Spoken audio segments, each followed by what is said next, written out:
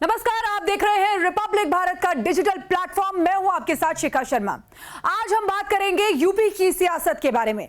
BJP प्रचंड बहुमत से जीती है 2022 के विधानसभा चुनावों में। वहीं समाजवादी पार्टी की जो हार हुई है उसने खास तौर पर आरएलडी के अंदर भूचाल ला दिया है। और ऐसे में जिस तरीके से हार हुई है और जो गठबंधन हुआ था, तमाम बड़े बड़े वायदे किए गए थे गठबंधन के जरिए, यानी कि आरएलडी और समाजवादी पार्टी का जब गठबंधन हुआ था तो बड़े बड़े वायदे किए गए थे, तमाम चीजें की गई थी। लेकिन जिस तरीके से समाजवादी पार्टी धराशायी हुई है, उसके बाद सबसे ज्यादा जो खलबली मची हुई है वो आरएलडी में मची हुई है। और इसीलिए आपको बता दें कि इस खलबली के बाद एक बहुत ही सनसनीखेज जो पत्र है वो सामने आया है। आपको बताते हैं कि यह पत्र किसने लिखा है। मसूद जो पार्टी अध्यक्ष है आरएलडी के, उन्होंने 7 पेज का सनसनीखेज पत्र लिखा है जिसमें तमाम तरीके के आरोप लगाए गए हैं। उसमें कई आरोप है, यानी कि आरोप नंबर 1 की अगर बात करें तो देखिए ये कहा गया है कि जो गठबंधन हुआ है उसमें आरएलडी को उतनी तवज्जो नहीं दी गई है क्योंकि पश्चिम से बाहर आरएलडी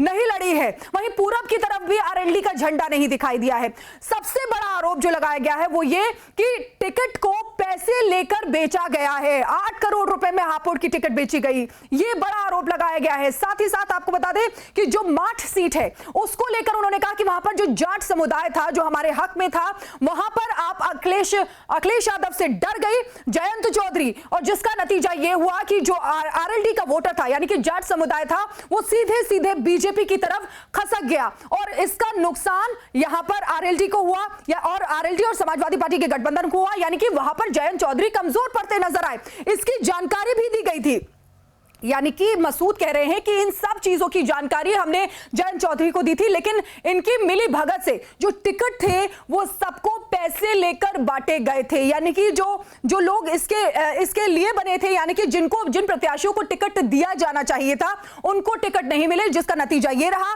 कि बुरी तरह से हार हुई समाजवादी पार्टी की और आरएलडी की अगर बात करें तो देखिए ये भी उन्होंने कहा है कि आरएलडी जो है वो समाजवादी पार्टी के निशान पर कहीं भी नहीं लड़ी है, जबकि समाजवादी पार्टी ने अपने 10 प्रत्याशियों को आरएलडी के निशान पर लड़वाया है। तो इस तरीके के तमाम आरोप मसूद ने समाजवादी पार्टी के ऊपर लगाए हैं, क्योंकि देखिए बेतहाशा जो हार है वो यहां पर झेलनी पड़ी है समाजवादी पार्टी को। क्योंकि यह भी कहा है, एक और बात मुझे इस समय याद आई है कि मसूद ने यह भी कहा है कि एकदम से चुनावों के समय पर ही जो दिखाई देते हैं, जो चुनावों के समय पर ही दिखाई दिए, उनको जनता ने नहीं स्वीकारा। यानी कि जनता के बीच में जो प्रत्याशी हैं, जो नेता हैं, वो पहले से जाएं, उनसे जुड़ाव करें, उसके बाद ही इस तरीके की सफलता हासिल होती है। तो ये तमाम तरीके की कमियां उन्होंने बताई अपने पत्र में। तो देखिए ये जो आरोप हैं ये ऐसे ही नहीं हैं, बहुत बड़े आरोप हैं,